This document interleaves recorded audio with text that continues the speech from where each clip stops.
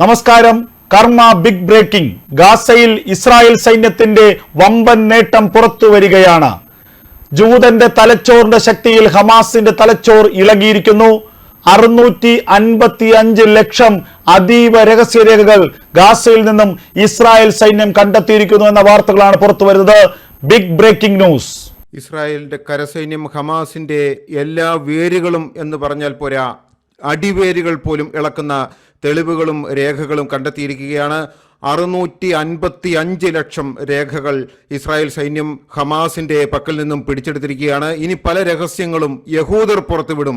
ഏതൊക്കെ രാജ്യങ്ങൾ ഹമാസിന് പണം നൽകി, ആരാണ് ഹമാസിന്റെ പിന്നിൽ, ഏതൊക്കെ രാജ്യങ്ങളാണ്, ആട്ടിൻ തോലിട്ട ചെന്നായ്ക്കൾ ഏതൊക്കെ രാജ്യങ്ങൾ, ആരൊക്കെയാണ് ഹമാസിന്റെ പിന്നിൽ നിന്ന് യുദ്ധം ചെയ്യുന്നത്, ആയുധങ്ങൾ നൽകുന്നത്, പണം നൽകി സഹായിക്കുന്നത്, ഇത് സംബന്ധിച്ച രേഖകളെല്ലാം 655 ലക്ഷം രേഖകളാണ് ഇപ്പോൾ പിടിച്ചെടുത്തിരിക്കുന്നത്. ലോകത്തെ ഏതൊക്കെ അക്കൗണ്ടിൽ നിന്നും ഹമാസിന് പണമെത്തി, ആരൊക്കെ ആയുധങ്ങൾ വാങ്ങുവാൻ സഹായിച്ചു എന്നെല്ലാ വിവരങ്ങളും പുറത്തു വരും എന്നാണ് ഇപ്പോൾ ഇസ്രായേൽ മിലിറ്ററി ഏജൻസികൾ പങ്കുവയ്ക്കുന്നത്. മിലിറ്ററി ഇന്റലിജൻസ് ഡയറക്ടറേറ്റിന്റെ intelligence collection and technical spells യൂണിറ്റാണ് ഇതെല്ലാം ഇപ്പോൾ സൂക്ഷിച്ചിരിക്കുന്നത്. ഈ പിടിച്ചെടുത്ത രേഖകളുടെ കെട്ടുകളും അതിന്റെ വിവരങ്ങളുമെല്ലാം ഇപ്പോൾ ഇസ്രായേലിലേക്ക് കൊണ്ടുവന്നിരിക്കുകയാണ്. ഇന്റലിജൻസ് ഡയറക്ടറേറ്റിന്റെ intelligence collection and technical spells യൂണിറ്റാണ് ഇതെല്ലാം കൈകാര്യം ചെയ്യുന്നത്. ഇതിന്റെ ചുരുക്കപ്പേര് ഹീബ്രു ഭാഷയിൽ അംഷത്ത് എന്നാണ്. കരയാക്രമണത്തിനിടെ ഇസ്രായേൽ സൈന്യം കണ്ടെത്തിയ ഈ രേഖകൾ അവരുടെ യുദ്ധവീര്യം വർദ്ധിപ്പിക്കും. ഇസ്രായേലിലേക്ക് കൊണ്ടുവന്ന ഈ 655 ലക്ഷം രേഖകൾ പരിശോധിക്കുവാൻ അമേരിക്കയിൽ നിന്നും ബ്രിട്ടനിൽ നിന്നും സൈബർ വിദഗ്ധരുടെ ഒരു സംഘം തന്നെ പ്രത്യേക വിമാനങ്ങളിൽ ഇസ്രായേലിലേക്ക് എത്തുകയാണ്. അമേരിക്കയിൽ നിന്നും അതുപോലെ ബ്രിട്ടനിൽ നിന്നും വരുന്ന വിദഗ്ധരുടെ സഹായത്തോടെ ഈ 655 ലക്ഷം രേഖകളും അരിച്ചു പറക്കും. ഇതിൽ 650 ലക്ഷം രേഖകളും, അതായത് 65 മില്യൺ രേഖകളും ഡിജിറ്റലാണ്, കമ്പ്യൂട്ടർ യൂണിറ്റുമായി ബന്ധപ്പെട്ടും അല്ലെങ്കിൽ ഡിജിറ്റൽ തെളിവുകളാണ്. ബാക്കി 5 ലക്ഷം രേഖകളാണ് പേപ്പർ ആയിട്ടുള്ളത്. ഇത് ഈ 655 ലക്ഷം രേഖകളും അരിച്ചു പറക്കും. ഗാസ മുനമ്പിൽ പോരാടുന്ന ഇസ്രായേൽ സൈന്യത്തിന് ഏറ്റവും ഊർജം പകരുന്ന ഒരു വെളിപ്പെടുത്തലും കണ്ടെത്തലുമാണ് ഇപ്പോൾ നടത്തിയിരിക്കുന്നത്. ഇതുകൂടാതെ തന്നെ ഇസ്രായേലിന്റെ സൈനിക യൂണിറ്റ് രേഖകൾ വിശകലനം ചെയ്തു തുടങ്ങി. തുരങ്കങ്ങളുടെ സ്ഥാനങ്ങൾ, മുമ്പ് പറഞ്ഞതുപോലെ ഈ 8 വലകൾ പോലെയാണ് തുരങ്കങ്ങൾ എന്ന് പറയുന്നു.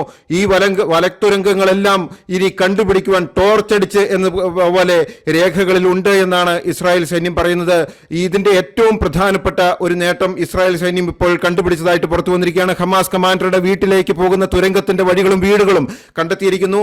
ഈ രേഖകൾ ഉപയോഗിച്ചാണ്, അതിന്റെ മാപ്പ് അനുസരിച്ച് ഇസ്രായേൽ സൈന്യം നീങ്ങി ഭൂമിക്കടിയിൽ തുരങ്കത്തിനടിയിലാണ് ഹമാസ് കമാൻഡറുടെ വീട് കണ്ടെത്തിയിരിക്കുന്നത്. ഈ വീട് ഇസ്രായേൽ സൈന്യത്തിന്റെ 252-ാം ഡിവിഷൻ പൂർണ്ണമായിട്ടും വളഞ്ഞിരിക്കുകയാണ്. വീട് ഹമാസിന്റെ പ്രവർത്തകന്റെ വീട്ടിൽ നിന്നാണ്, ഒരു ഭീകരന്റെ വീട്ടിൽ നിന്നാണ് ഈ രേഖകൾ കണ്ടെത്തിയത്. 65 മില്യൺ ഡിജിറ്റൽ രേഖകളും 5 ലക്ഷം പേപ്പർ രേഖകളും ഡോക്യുമെന്റുകളുമാണ് പിടിച്ചെടുത്തത്. ഭൂമിക്കടിയിലെ ബങ്കറിൽ, ഉരുക്ക് അറകളിൽ പൂട്ടി സ്ഥാപിച്ചിരിക്കുകയായിരുന്നു കമ്പ്യൂട്ടർ രേഖകളും മറ്റ് ഡോക്യുമെന്റുകളും. ഇതെല്ലാം പിടിച്ചെടുത്തു. അതിനുശേഷം ഇതെല്ലാം ഇസ്രായേലിലേക്ക് മുമ്പ് പറഞ്ഞതുപോലെ കൊണ്ടുവന്നു. ഈ രേഖകൾ ഇനി പല സത്യങ്ങളും വിളിച്ചു പറയും. യഹൂദരുടെ കരുത്തിന്റെ അടയാളമാണ്, അവരുടെ അന്വേഷണാത്മകമായിട്ടുള്ള പ്രവർത്തനത്തിന്റെ ഫലമാണ് ഈ രേഖകൾ കണ്ടെത്തിയത്. വലിയ തോതിലുള്ള ഒരു തലച്ചോർ, യഹൂദന്റെ തലച്ചോർ, അത് നമുക്കറിയാം. അത് ചെറിയ രാജ്യമാണ് എങ്കിലും ലോകത്തെ അടക്കി ഭരിക്കുന്നു. ആണവ ശക്തിയാണ്. ലോകത്തിലെ ഏറ്റവും വൈമാനികർ, ഏറ്റവും വിദഗ്ധരായിട്ടുള്ള വ്യോമസേന ഇസ്രായേലിന്റെയാണ്. അവർ ആയുധങ്ങൾ വിൽക്കുന്നു. അത്രമാത്രം തലച്ചോർ, അത്രമാത്രം മാനുഷിക വിഭവശേഷി കൂടുതലാണ് ഇസ്രായേൽ ജനതയ്ക്ക്.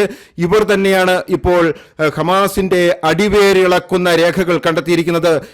ഇനി ഏതൊക്കെ നാട്ടിൽ നിന്ന് ഇവർക്ക് പണം വന്നു, ഏതൊക്കെ അക്കൗണ്ടുകളിൽ നിന്ന് പണം വന്നു, ഏതൊക്കെ രാജ്യങ്ങളിലെ സംഘടനകൾ ഇവരെ സഹായിച്ചു, ഈ സഹായിച്ച പണം ഏതൊക്കെ രാജ്യങ്ങൾ ആയുധത്തിനായി ഉപയോഗിച്ചു, എന്തൊക്കെ ചർച്ചകൾ മറ്റ് രാജ്യങ്ങളുമായിട്ട് നടന്നിട്ടുണ്ട്. എല്ലാ രഹസ്യങ്ങളും ഇനി പുറത്തു വരും. ഈ ഹമാസിന്റെ പിന്നിൽ ആരൊക്കെയാണ്, ഈ മൂടപടത്തിന്റെ പിന്നിൽ ഏത് രാജ്യമാണ് ഹമാസിനെ നയിക്കുന്നത്, ആയുധം കൊടുക്കുന്നത്, പണം കൊടുക്കുന്നത്, അതുപോലെ ടെക്നോളജി കൊടുക്കുന്നത് എല്ലാം പുറത്തു വരും. ഏഴാം കൂലികളായിട്ടുള്ള കുറെ ആളുകൾ ചേർന്ന് ഒരു യുദ്ധവിമാനം പോലുമില്ല, ഇവർക്ക് എങ്ങനെ റോക്കറ്റ് കിട്ടും, പണമില്ല. അതുപോലെ ഇവർ അധ്വാനിക്കുന്നത് 2 ലക്ഷം പലസ്തീനികളും വന്ന് ജോലി ചെയ്ത് നിത്യനിവൃത്തിക്ക് ചെലവിന് കൊണ്ടുപോകുന്നത് ഇസ്രായേലിൽ നിന്നായിരുന്നു, വിഭവങ്ങൾ കൊണ്ടുപോകുന്നത് ഇസ്രായേലിൽ നിന്നായിരുന്നു. ഇത്തരത്തിലുള്ള ഒരു പലസ്തീൻ ഗാസയിൽ എങ്ങനെയാണ് വലിയ തോതിൽ ആയുധ സമാഹരണവും യുദ്ധവും നടത്തുന്നത്? അവിടുത്തെ ആശുപത്രി വരെ ഈജിപ്തിന്റെയും ഗൾഫ് രാജ്യങ്ങളുടെയും സ്പോൺസർഷിപ്പിൽ അവർ സ്ഥാപിച്ച ആശുപത്രികളാണ്. അടിസ്ഥാന സൗകര്യങ്ങളെല്ലാം മറ്റ് രാജ്യങ്ങൾ ചെയ്തു കൊടുത്തതാണ്. പക്ഷെ എന്നിട്ടും യുദ്ധത്തിൽ ആയുധം വാങ്ങുന്നതിൽ, റോക്കറ്റ് ഉണ്ടാക്കുന്നതിൽ ഇതിനൊന്നും ഒരു പിശുക്കും അവർ കാണിച്ചിരുന്നില്ല. അതുകൊണ്ട് തന്നെ പണത്തിന്റെ വലിയൊരു സമാഹരണം ലോകത്ത് നിന്ന് ഇവർ നടത്തിയിട്ടുണ്ട്. ഇതിന്റെ ഒക്കെ രഹസ്യങ്ങൾ ഇനി വളരെ വ്യക്തമായിട്ട് പുറത്തു വരും. മുമ്പ് പറഞ്ഞ പോലെ വലക്കണ്ണികളുടെ തുരങ്കങ്ങൾ ഇനി നൂല് പോലെ പൊട്ടിത്തെറിപ്പിക്കും ഇസ്രായേൽ സൈന്യം, യാതൊരു സംശയവുമില്ല. ഹമാസിനെതിരെ പോരാടുന്നതിലും തീവ്രവാദ ഗ്രൂപ്പിന്റെ അടിസ്ഥാന സൗകര്യങ്ങൾ തകർക്കുന്നതിനുമായി റെയ്ഡിൽ വൻ വിവരങ്ങളാണ് ഇസ്രായേൽ സൈന്യം പുറത്തുവിട്ടിരിക്കുന്നത്. ഡിജിറ്റൽ രേഖകളും അതുപോലെ പേപ്പർ രേഖകളും കണ്ടെത്തിയതോടെ ഹമാസിന്റെ മുഴുവൻ സൈനിക രഹസ്യങ്ങളും ലഭിച്ചു എന്നാണ് ഇസ്രായേൽ സൈന്യം അവകാശപ്പെടുന്നത്. ഇവർ നടത്തിയ പണത്തിന്റെ മുഴുവൻ ഡിജിറ്റൽ ഇടപാടുകളും ഇതിനായിട്ടുണ്ട്. ആയുധങ്ങൾ വാങ്ങുവാനുള്ള ആയുധങ്ങൾ വാങ്ങിയതുമായിട്ടുള്ള എല്ലാവിധ രേഖകളും ലഭിച്ചു എന്നാണ് ഇസ്രായേൽ സൈന്യം പറയുന്നത്. 2 യൂണിറ്റുകളാണ് ഇപ്പോൾ ഇസ്രായേലിന്റെ ഈ രേഖകളുടെ കോപ്പികൾ ഗാസയിൽ തന്നെ അരിച്ചു പറക്കുന്നത്. തുരങ്കത്തിന്റെ പല ഭാഗത്തും തുരങ്കങ്ങളുടെ പല ഭാഗവും ഇതുപ്രകാരം മാപ്പുകൾ അനുസരിച്ച്, ഭൂപടം അനുസരിച്ച് കണ്ടെത്തിയിട്ടുണ്ട്. അവ നശിപ്പിച്ചുകൊണ്ടിരിക്കുകയാണ് എന്ന് പറയുന്നു. ജോലികൾ എളുപ്പമായി എന്നാണ് ഇസ്രായേൽ സൈന്യം ഇതുമായി ബന്ധപ്പെട്ടുള്ള വാർത്തകളിൽ പങ്കുവയ്ക്കുന്നത്. ഇതിനിടെ ഗാസയിൽ 3 ഇസ്രായേലി സൈനികർ കൂടി കരയുദ്ധത്തിൽ കൊല്ലപ്പെട്ടതായി ഔദ്യോഗികമായിട്ട് ഇസ്രായേൽ സൈന്യം അറിയിച്ചിട്ടുണ്ട്. നോർത്തേൺ ഗാസയിൽ ബറ്റാലിയനിലെ 3 സൈനികരാണ് കൊല്ലപ്പെട്ടത്. ഗാസയിൽ നിന്ന് പരിക്കേറ്റ് വരുന്ന സൈനികരിൽ നിന്നും വലിയ ഗുരുതരമായിട്ടുള്ള രോഗങ്ങൾ പകരുന്നു എന്നുള്ള റിപ്പോർട്ട് ഇപ്പോൾ ഇസ്രായേൽ പുറത്തുവിട്ടു. ഗാസ രോഗത്തിന്റെ പിടിയിലാണ്. ഫംഗൽ ഇൻഫെക്ഷൻ ഗാസയിൽ വ്യാപകമായിട്ട് പടരുന്നു. അതുകൊണ്ട് തന്നെ ഗാസയിൽ നിന്നും യുദ്ധം കഴിഞ്ഞ് മടങ്ങിയെത്തുന്ന പട്ടാളക്കാരെ പ്രത്യേക ഐസൊലേഷൻ കഴിഞ്ഞിട്ടാണ്, ക്വാറന്റൈൻ കഴിഞ്ഞിട്ട് മാത്രമേ ഇസ്രായേൽ സൈന്യം പുറത്തുവിടുന്നുള്ളൂ. മറുഭാഗത്ത് ഇസ്രായേൽ ഹമാസ് യുദ്ധത്തിന്റെ തത്സമയ അപ്ഡേറ്റുകൾ അൽ ജസീറ പങ്കുവയ്ക്കുന്നത് അനുസരിച്ച് കഴിഞ്ഞ 24 മണിക്കൂറിനിടെ പലസ്തീനികൾ 50-ലധികം പേർ കൊല്ലപ്പെട്ടു. ഇസ്രായേലിന്റെ വ്യോമാക്രമണത്തിലാണ് കൊല്ലപ്പെട്ടത്. 500-ലധികം പലസ്തീനികൾക്ക് പരിക്കേറ്റതായി അൽ ജസീറ റിപ്പോർട്ട് ചെയ്യുന്നു. ഗാസയിലെ ബെയ്ത്ത് ലാഹിയ, ഖാൻ യൂനിസ്, മഗാസി പ്രദേശങ്ങളിൽ നിന്നും അവിടെ താമസിക്കുന്ന ആളുകൾ പൂർണ്ണമായിട്ടും ഗ്രാമങ്ങൾ വിട്ടുപോന്നു. അതൊരു ശവപ്പറമ്പായിട്ട് മാറിയിരിക്കുന്നു, പ്രേതാലയമായി മാറിയിരിക്കുകയാണ് ഈ പ്രദേശങ്ങൾ എന്ന് അൽ ജസീറ റിപ്പോർട്ട് ചെയ്യുന്നു. 50-ലധികം പേരെ കൊന്നൊടുക്കിയ ദിവസം എന്നാണ് വിശേഷിപ്പിച്ചത്. തെക്കൻ നഗരമായ ഖാൻ യൂനിസിൽ എൽ അമാൽ സിറ്റി ഹോസ്പിറ്റലിന് നേരെ ആക്രമണം ഉണ്ടാവും. ഈ ഹോസ്പിറ്റലിൽ 10 പേരെ കൊലപ്പെടുത്തുകയും ചെയ്യുകയും 12 പേരെ പരിക്കേൽപ്പിക്കുകയും ചെയ്തതായിട്ട് പലസ്തീൻ റെഡ് ക്രസന്റ് അറിയിച്ചിരിക്കുകയാണ്. അതുപോലെ തന്നെ ഇസ്രായേൽ അധിനിവേശ വെസ്റ്റ് ബാങ്കിന് സമീപം വലിയ തോതിലുള്ള ആക്രമണമാണ് നടത്തുന്നത്. റെയ്ഡുകൾ നടത്തുന്നു, വെടിവയ്പ്പുകൾ നടത്തുന്നു. വെസ്റ്റ് ബാങ്ക് ഇസ്രായേലിന്റെ കൈവശത്തിൽ തന്നെ ഇപ്പോൾ നിലനിർത്തിയിരിക്കുകയാണ്. വലിയ തോതിലുള്ള കയ്യേറ്റം ഗാസയ്ക്ക് പുറമെ വെസ്റ്റ് ബാങ്കിലും ഇപ്പോൾ നടന്നിരിക്കുകയാണ്. യുദ്ധത്തിൽ ഇതുവരെ കൊല്ലപ്പെട്ട പലസ്തീനികളുടെ എണ്ണം 21,110 പേരാണ് എന്ന് ഹമാസിന്റെ ആരോഗ്യ വകുപ്പ് മന്ത്രാലയം ഔദ്യോഗികമായിട്ട് അറിയിച്ചിരിക്കുകയാണ്. 55,243 പേർക്ക് പരിക്കേറ്റു. ഇതിൽ 25,000-ലധികം പേർ കുട്ടികളാണ് എന്നാണ് റിപ്പോർട്ട് ചെയ്യുന്നത്. മരിച്ചവരിൽ മുമ്പ് കുട്ടികളുടെ എണ്ണം പരാമർശിക്കുമായിരുന്നു. പക്ഷേ ഇപ്പോൾ കുട്ടികളുടെ എണ്ണം തിരിച്ചുള്ള മരണത്തിന്റെ കണക്ക് ഹമാസിന്റെ ആരോഗ്യ മന്ത്രാലയം പുറത്തുവിടുന്നില്ല. അതേസമയം ഇസ്രായേലിനുണ്ടായ ആൾനാശം 1139 പേർ ആണ്. അതുപോലെ ഇസ്രായേലിന്റെ സൈനികർ മരിച്ചത് 160-ൽ പരം ആളുകളാണ്. പലസ്തീൻ എൻക്ലേവിൽ വലിയ തോതിൽ യുദ്ധം നടക്കുമ്പോൾ പലസ്തീൻ എൻക്ലേവിന്റെ ഗാസ മാത്രമല്ല വെസ്റ്റ് ബാങ്കും ഇസ്രായേൽ കൈവശപ്പെടുത്തിയിരിക്കുകയാണ്.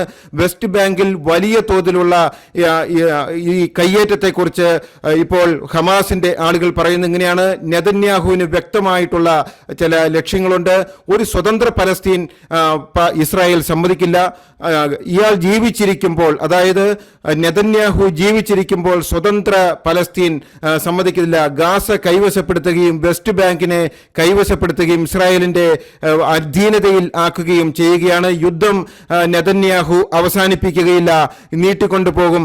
യുദ്ധം അവസാനിപ്പിച്ചാൽ നെതന്യാഹുവിന് വധശിക്ഷയോ അല്ലെങ്കിൽ ജയിലോ ആയിരിക്കും. അതുകൊണ്ട് തന്നെ നെതന്യാഹു അത് ഒഴിവാക്കുവാൻ യുദ്ധം നീട്ടിക്കൊണ്ടുപോവുകയാണ് എന്ന് ഹമാസിന്റെ വക്താക്കൾ അൽ ജസീറയിലൂടെ ആരോപിക്കുകയാണ്. ന്യൂസ് ഡെസ്ക് കർമ്മ ന്യൂസ്.